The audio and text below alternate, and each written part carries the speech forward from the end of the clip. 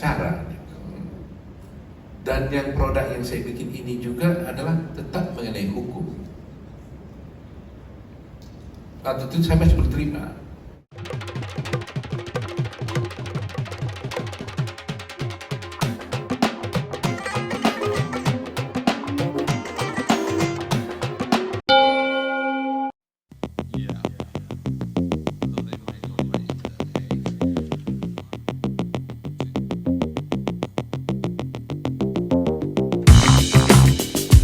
Saya ingin mendengar kegairahan daripada teman-teman dari PBH.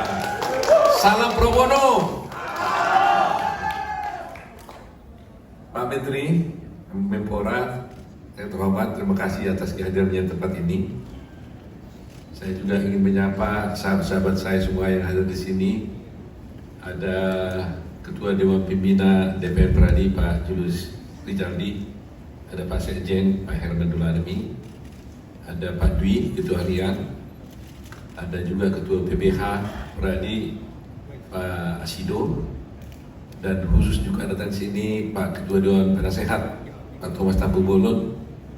Ada juga sobat saya, ini Bro Hendri Yosodiningrat, Ketua General, ya.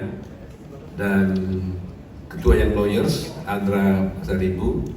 Dan semua teman-teman saya tidak sebut satu persatu karena banyak sekali ada di sini. Saya atas nama Pradi mengucapkan selamat kepada perkara, kepada semua tim, kepada Yakob yang sudah melaunching acara ini, yang saya tahu ini sudah lama sekali direncanakan, lebih kurang hampir 3,5 tahun lebih dikerjakannya perkara ini. Kalau boleh mungkin saya sedikit sensi dulu ya, cerita ya. Mungkin nggak apa-apa lah, mudah-mudahan yang mau marah-marah lah kalau saya cerita sedikit sini. Waktu Yakob pulang dari New York, itu pas COVID, saya tentunya terus terang aja sudah merasa senang karena dia akan menjadi seorang lawyer paling tidak bisa meneruskan kantor saya. Itu pikiran saya. Karena dia waktu SMP, saya kirim dia mengikuti suatu short course di Cambridge University untuk memastikan apakah dia suka law atau tidak. Dan setelah pulang dari sana, semua guru-guru dosen saya kita tanya, dan dia ditanya juga Yakob, dia bilang saya mau jadi lawyer. Tapi saya tidak percaya dengan itu. Saya kirim lagi dia tahun berikutnya waktu SMA ke Yale University untuk semacam soft course di sana. Dan setelah selesai course, kemudian buat satu tes, ditanya apakah kau masih suka jadi lawyer atau tidak. Dia konsisten minta jadi lawyer. Sementara teman-temannya ada yang berubah, yang dari lawyer jadi hakim, dari hakim jadi polisi, jadi jaksa, macam-macam. Dan akhirnya setelah dia masih tamat SMA, karena dia jadi lawyer, dia akhirnya masuk di UI, Universitas Indonesia. Kemudian dia bekerja di BKPKNJ, HKB, belum magang di sini. Kemudian dia pergi ke New York University, NYU. Pulang-pulang, saya pikir, waduh, saya sudah bisa tenang, saya bisa tidur enak, karena nanti akan ada yang menggantikan saya. Tapi setelah berapa hari, enggak berapa minggu lagi, dia mengatakan kepada saya, Pak, izinkan saya bicara soal apa.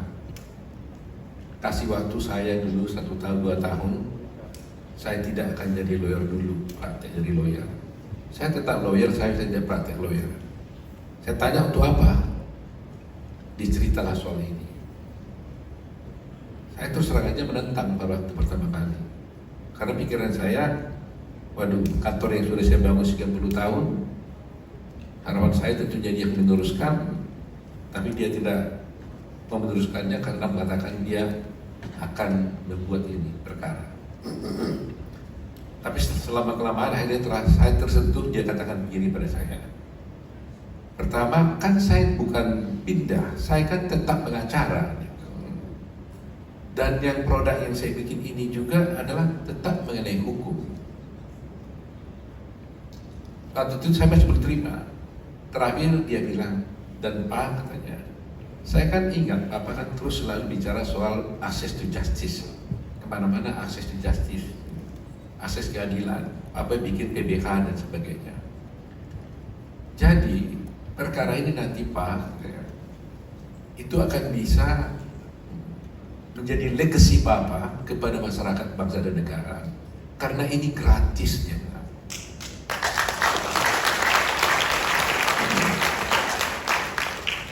Terus terangnya itu saya tersentuh, karena memang saya melihat banyak sekali masyarakat di pinggir sana, mungkin di tengah kota, yang tidak mempunyai akses kepada keadilan, dan bisa bayar pengacara dan tidak tahu caranya. Sehingga selain dijelaskan pada saya bahwa perkara ini nanti bisa mengakses semua masyarakat. Tadinya yang dibicarakan dia adalah untuk rakyat yang tidak mampu. Ini tadinya dia, rakyat tidak mampu yang miskin. Tapi akhirnya karena sistem ini sekarang tidak lagi hanya untuk tidak orang mampu, siapapun dia, biar mahasiswa, buruh, kepala biro hukum, kantor-kantor, siapapun dia bisa minta konsultasi hukum gratis, tidak bayar. Dan ini bisa terjadi, gak mungkin hanya karena Yakub. Kalau tidak ada teman-teman di Peradi ini, perkara ini tidak ada.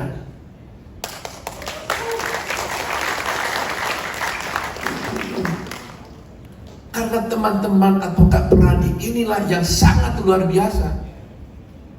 Karena mereka ini tidak dibayar,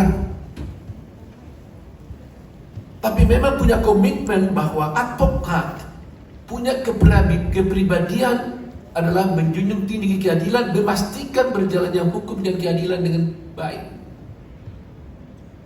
Dan itulah nature seorang advokat, membuka akses kepada akses to justice. Dan itu dimiliki oleh advokat dari Peradi ini, terutama yang ikut di dalam perkara ini. Dan karena lawyernya tidak dibayar, aplikasi ini pun tidak menerima bayaran juga dari orang yang meminta konsultasi. Jadi masyarakat yang konsultasi gak bayar apa-apa, advokatnya ini juga gak dibayar apa-apa. Sebenarnya ini adalah tanggung jawab negara. Itu sebabnya negara membuat undang-undang bantuan hukum cuma-cuma. Negara yang harus bertanggung jawab untuk ini. Berapa tahun yang lalu saya dengar Pak Jokowi mengatakan bahwa betapa banyak anggaran yang disiapkan untuk bantuan hukum cuma-cuma tidak tersalurkan. Saya nggak tahu untuk tahun ini. Tapi tahun yang dulu berapa pernah dikritik oleh Pak Jokowi, kenapa tidak tersalurkan? Artinya, kalau selama ini ada LBH-LBH di mana-mana, mungkin dengan ini LBH-LBH itu dan BBH kita itu sudah pindah ke aplikasi perkara ini. Tidak ada lagi kantor-kantor LBH, tidak ada lagi kantor-kantor BBH, semuanya sudah berpindah kepada aplikasi. Dan semuanya menjadi mudah.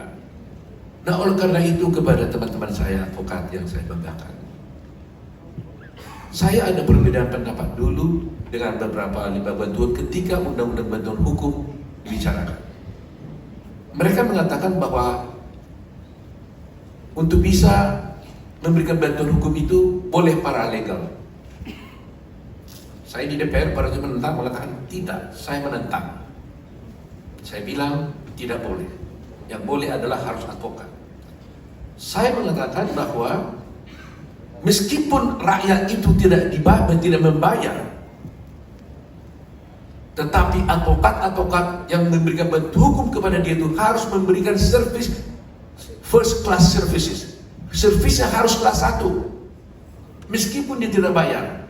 Dan kita pun sebagai advokat harus memberikan bantuan hukum cuma-cuma pada mereka seakan-akan kita dibayar.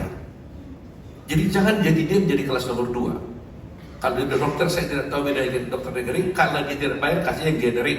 Kalau bayar, kasih yang bagus. Tidak boleh seperti itu di perkara. Kita harus memberikan bantuan hukum secara prima, yang top, meskipun mereka tidak bayar. Oleh karena itu, saya menghimbau saudara-saudara saya yang senior-senior di sini, ini jangan kita hanya bebankan pada anak muda, untuk bisa ikut di sini. Saya undang teman-teman semua, saya katanya sudah ada mau. Pak Hendri Yoso katanya sudah setuju juga akan ikut jadi promotor. Ya Pak Hendri kan? Pak Julius Rijaldi juga semuanya, Herman, Dwi. Jadi semua lawyer-lawyer top yang hebat-hebat, justru saatnya dia di sini berbakti bagi bangsanya. Karena gampang sekali. Anda sebelum tidur, daripada nonton TV sebentar, Anda buka, bikin aja jadwal jam 7 malam sebelum makan atau habis makan, terima telepon, bisa ngomong. Ya, di mana-mana, pulang dari kerja atau mau ke kantor, buka di mobil, jaga saya ke kerja ke kantor jam 7 pagi. Saya bikin jadwal jam 7 sampai jam 8, saya terima konsultasi. Sampai di kantor sudah selesai. Begitu mudahnya. Jadi itulah saya yakin dan percaya bahwa perkara ini sangat bermanfaat buat masyarakat Indonesia. Nanti akan hilang Markus. Coba kalau ada orang nanti bermarkus, dia coba Markus si kliennya udah tanya. Saya tanya dulu perkara deh. Tanya, betul nggak ini yang dikatakan orang ini? Oh, lawyernya bilang agak betul itu, katanya. Tapi repotnya memang nanti takutnya anjing yang hilang pun dia nanti tanya perkara. Itu kita takut. Bagaimana caranya, siapa yang curi dan sebagainya. Tapi itulah dinamika dari perkara ini. Saya katakan tadi itu, ini tanggung jawab negara. Jadi kita di sini ikut mengambil bagian membantu negara untuk memastikan akses justice bagi setiap masyarakat Indonesia.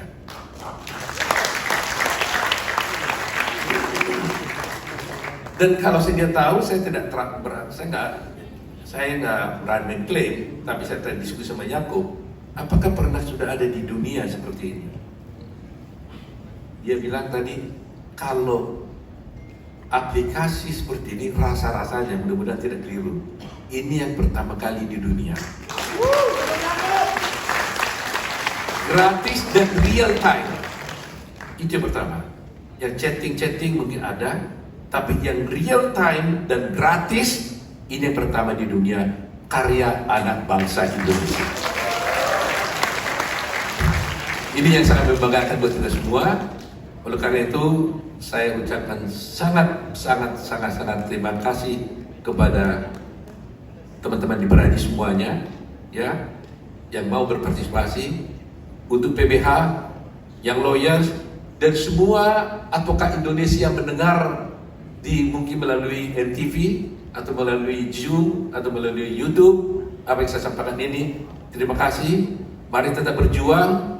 Bakti kita kepada bangsa ini saatnya kita lakukan melalui perkara pro bono basis, ya.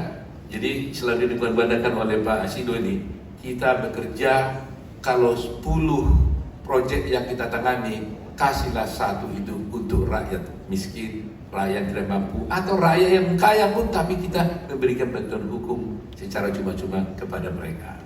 Itu harapan saya. Terima kasih semuanya. Mudah-mudahan apa yang dapat Yakub ini menyenangkan hati Tuhan, karena apapun yang kita lakukan ini harus berkenan di hati Tuhan, dan mudah-mudahan masyarakat akan terhibur, terlayani dengan baik. Kunci terakhir, orang selalu tanya ke saya, Pak Henry, kalau begitu lawyernya gratis, nanti kalau umpamanya si lawyer itu dengan si kliennya itu bertemu di aplikasi itu, kemudian cocok-cocokan, bisa kemudian jadi kliennya, jadi ditangani perkara dapat nggak? Enggak, mereka silakan aja. Jadi kalau ada kliennya itu akhirnya cocok dengan kliennya, lawyer dengan kliennya cocok, akhirnya bukan hanya konsultasi tapi ditarik dia menjadi pengacaranya, ya silakan aja. Mengenai soal umpamanya korporasi, mengenai PKPU, silakan aja. Perkara nggak dapat apa-apa. Lantas saya tanya sama Yakub, lantas kau dapat apa? Anda juga bertanya kan? Selalu tanya, Yakub dapat apa? 3 tahun bakar uang terus. Ini gratis. Lantas Yakub dapat apa? Sampai sekarang jawabannya saya tidak tahu. Jadi itu saya tunggu nanti rahasia dia, katanya saya tidak tahu. tapi dia bilang ini legacy Papa juga kan buat advokat Indonesia. Mudah-mudahan, ya mudah-mudahan berhasil. Terima kasih Ibu Bapak sekalian, terima kasih Pak Menpora yang telah hadir, dan salam pro bono kepada kita semua. Terima kasih.